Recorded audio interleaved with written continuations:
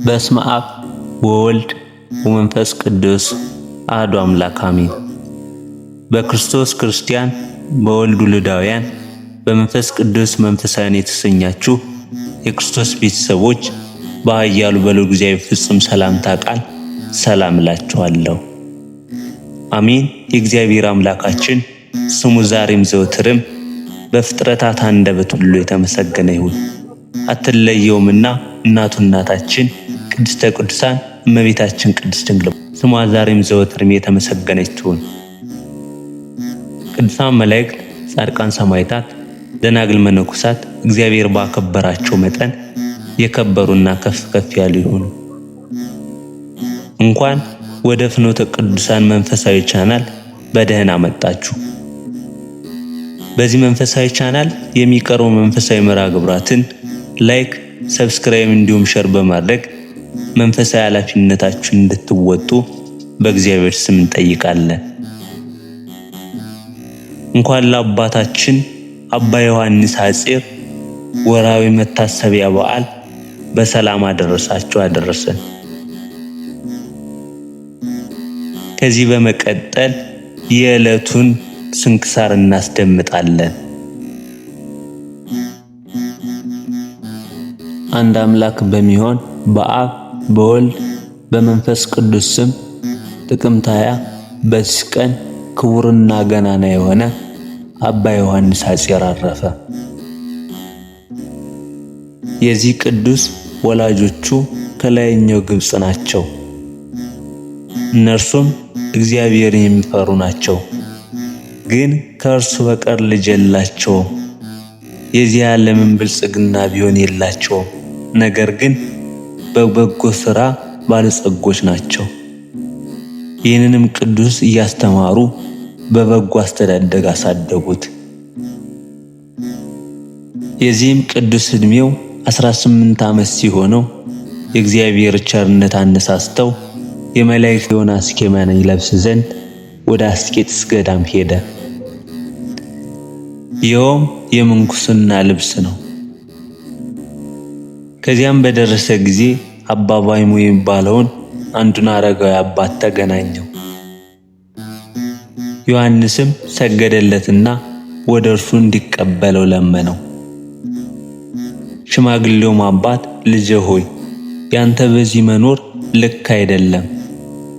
በዚህ ገዳም የሚኖሩ በእጆቻቸው ይሰራሉ፣ በቀንና በሌሊት ይጾማሉ፣ ይጸልያሉ፣ በሚተኙም ጊዜ ያለ ምንጣፍ በምድር ላይ ይተኛሉ።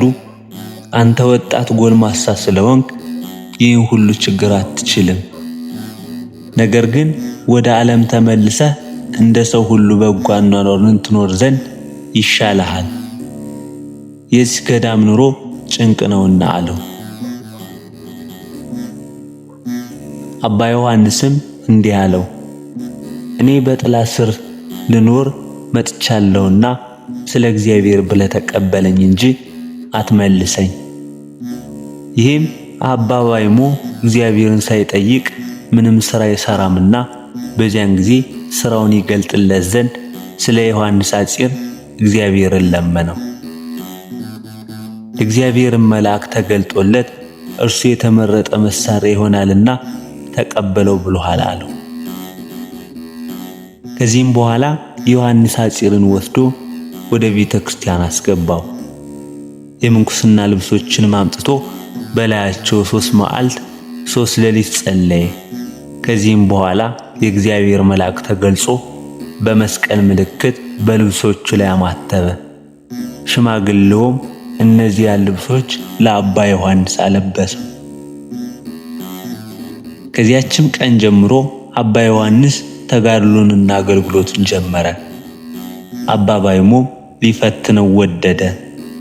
በአንዲትም ቀን ደብድቦ ከአንተ ጋር መኖር አልሻም ብሎ ከበዓቱ አስወጥቶ አባረረው። የከበረ አባ ዮሐንስም ከሜዳ መካከል በውጭ ቆመ። በየቀኑም በጠዋት እየወጣ ከዚህ ላይ አልሻም እያለ ይመታዋል። እርሱ ግን አባቴ ሆይ ይቅር በለኝ ብሎ ከእግሩ በታች ይሰግዳል። በሰባተኛይቱም ቀን ወደ ቤተ ክርስቲያን ሊሄድ ሽማግሌው አባ ባይሞ ወጣ። አባ ዮሐንስንም 7 መላእክት ከበው አክሊላትን ሲያቀዳጁ ታያቸው። ከዚያንም ጊዜ ወዲህ መፈተኑን ተወው፣ ወደ መኖሪያውም አስገባው።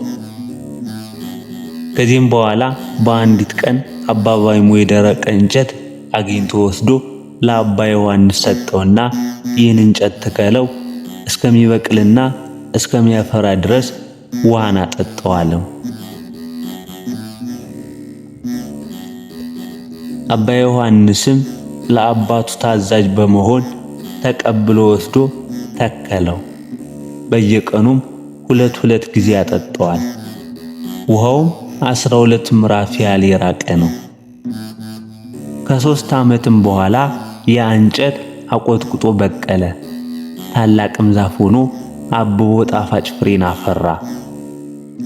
አባ ባይሞም ከፍሬው ለቅዱሳን አረጋውያን ወሰደላቸውና የታዛዥንና የትሑትን ፍሬ እነሆ ብሎ አላቸው። እነርሱም ይህን ድንቅ ታምር አይተው አደነቁ። ለመምህሮቻቸው ለሚታዘዙ እንዲህ ያለ ጸጋ የሚሰጥ እግዚአብሔርን ማመሰገኑት። አባ ባይሞም 12 ዓመት ያህል በጽኑ ደዌ ውስጥ ተይዞ አባ ዮሐንስም ያገለግለው ነበር። አባ ዮሐንስ እንደፈተነው የተመረጠ መስዋዕትን ይሆን ዘንድ በዚህ ደዌ እንዲፈተን እግዚአብሔር ፈቅዷልና። በሚሞትበትም ጊዜ አባ ባይሞ ቅዱሳን አረጋውያን መነኮሳትን ሰበሰባቸውና አባ ዮሐንስንም እጁን ይዞ እርሱ ሰው ያይደለ መልአክ ነውና ተቀብላችሁ ጠብቁት ብሎ ሰጣቸው። እርሱንም ደግሞ እንዲህ አለው፣ ከረፍቴ በኋላ ያን እንጨት ወደ ተከለበት ቦታ በዚያ ኖር። እግዚአብሔር ላንተ ያዘጋጀልህ ነውና ብዙዎችም በአንተ እጅ ይድናሉ። መታሰቢያም በዚያ ጸንቶ ይኖራል። ዜናህም በዓለም ሁሉ ይወጣል። ይህንንም ተናግሮ አረፈ። አክብረውም ቀበሩት። ከዚህም በኋላ ቅዱስ አባ ዮሐንስ አረጋዊ አባቱ አባ ባይሞ እንደነገረው ወደዚያ ቦታ ሄደ። ዜናውን በዓለም ሁሉ እጅግ እስከ ተሰማ ድረስ ታላቅ ተጋድሎን ተጋደለ። በራሱ ቤተ ክርስቲያንም አበምኔት ሆኖ ተሾመ። በሹመቱም ጊዜ ሊቀ ጳጳሳት አባ ቴዎፍሎስ እጆቹን በራሱ ላይ ሲጭን አኪዮስ አኪዮስ አኪዮስ የሚል ቃል ከሰማይ ተሰማ። ይህም ይገባዋል ይገባዋል ይገባዋል ማለት ነው። የቁርባን ቅዳሴን በሚቀድስ ጊዜ ቅዱስ ቁርባንን መቀበል የማይገባቸውን ይለያቸዋል። ዛሬስ ሄዳችሁ ንስሐ ግቡ፣ ከዚያም በኋላ ተመልሳችሁ ሥጋው ደሙን ተቀበሉ ይላቸዋል። ይህን አባ ዮሐንስም ሊቀ ጳጳሳት አባ ቴዎፍሎስ የቅዱሳን የ3 ደቂቅን ሥጋቸውን እንዲያመጣለት ወደ ባቢሎን ልኮታል። ይህም በግንቦት ወር በ10ኛው ቀን ተጽፏል። በአንዲትም ዕለት አንድ መነኮስ ሊጎበኘው ወደ በዓቱ ቢመጣ አባ ዮሐንስን ተኝቶ አገኘው። የእግዚአብሔርን መላእክት በላዩ ላይ ይጋፉ፣ ክንፎቻቸውም ይርገበገቡ ነበር። አንዱም ሌላውን ተወኝ፣ ክንፌን በላይ ላኑር ይለዋል። ይህንንም አይቶ እግዚአብሔርን አመሰገነው።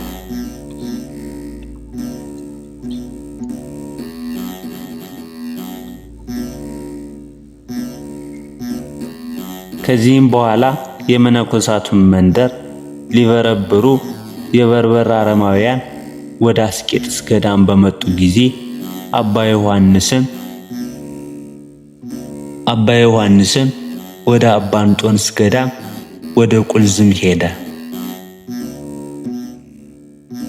በዚያም በአባ እንጦንስ ገዳም በጎኑ ባለ ቦታ ተቀመጠ። እስከሚያርፍበትም ቀን ድረስ የሚያገለግለው አንድ የታመነ ሰውን እግዚአብሔር አመጣለት። ከዚህም በኋላ ከዚህ ዓለም ድካም ሊያሳርፈው በወደደ ጊዜ እግዚአብሔር ቅዱሳን ጻድቃኖቹን አባ እንጦንስን፣ አባ መቃርስን፣ አባ ጳኩሚስን ከእርሳቸውም ጋር መንፈሳዊ አባቱ አባ ባይሞን ያረጋጉትና ከዚህ ከኃላፊው ዓለም መለየቱን ይነግሩት ዘንድ ወደ እርሱ ላካቸው። እነርሱም እንዲህ ብለው አረጋጉት። ደስ ይበልህ፣ እግዚአብሔር የማያልቅ ተድላ ደስታን አዘጋጅቶልሃልና ክብር ይግባውና ጌታችን እንዳዘዘ በእሑድ ቀን ሁለተኛ ወደ አንተ መጥተን ወደ ዘላለም ሕይወት እንወስድሃለን። ባርከውትም ከእርሱ ዘንድ ተመለሱ። በዓርብ ቀንም አገልጋዩን ወደ አንድ ቦታ ላከው። ከዚህም በኋላ ጥቂት ታመመ። በእሑድም ቀን ሌሊት ዶሮ ሲጮህ እኒያ ቅዱሳን ከሁሉም ቅዱሳን ማኅበር ጋር መጡ። የመላእክትም ሰራዊት ሁሉ ወደ እርሱ መጡ። ባያቸውም ጊዜ ደስ ብሎት በእግዚአብሔር እጅ ነፍሱን ሰጠ። መላእክትም እያመሰገኑና እያዘመሩ በታላቅ ክብር ነፍሱን አሳረጓት። በዚያን ጊዜ ረዱ መጣ። ነፍሱንም ከበው እያመሰገኑ ሲያሳርጓት የጻድቃንና የመላእክት ማኅበር አይቶ እያደነቀ 1 ሰዓት ያህል ቆመ። ከመላእክትም አንድ ወደ እርሱ መጥቶ የቅዱሳንን ስማቸውን በመጥራት በጣቱ እያመለከተ ይህ አባ አገሌ ነው ብሎ አስረዳው።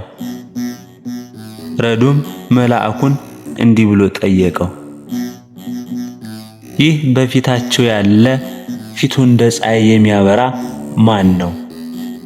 መልአኩም የመነኮሳት ሁሉ አባት አባ እንጦንስ ነው ብሎ መለሰለት።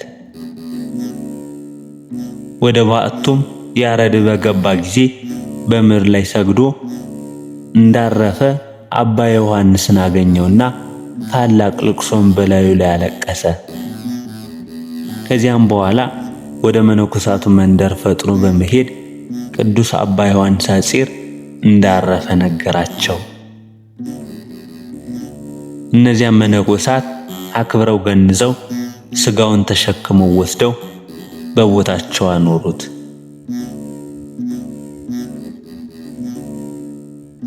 የደረቀ እንጨት ተክሎ ባበቀለበት ላይ በሰራት የራሱ በሆነች ቤተክርስቲያን ውስጥ ልጆቹ ከዚያ አፍልሰው ወስደው እስከ አኖሩት ድረስ በዚያ ኖረ። ለእግዚአብሔር ምስጋና ይሁን። እኛንም በዚህ አባት ጸሎት ይማረን፣ በረከቱም ከኛ ጋር ትኑር ለዘላለሙ አሜን።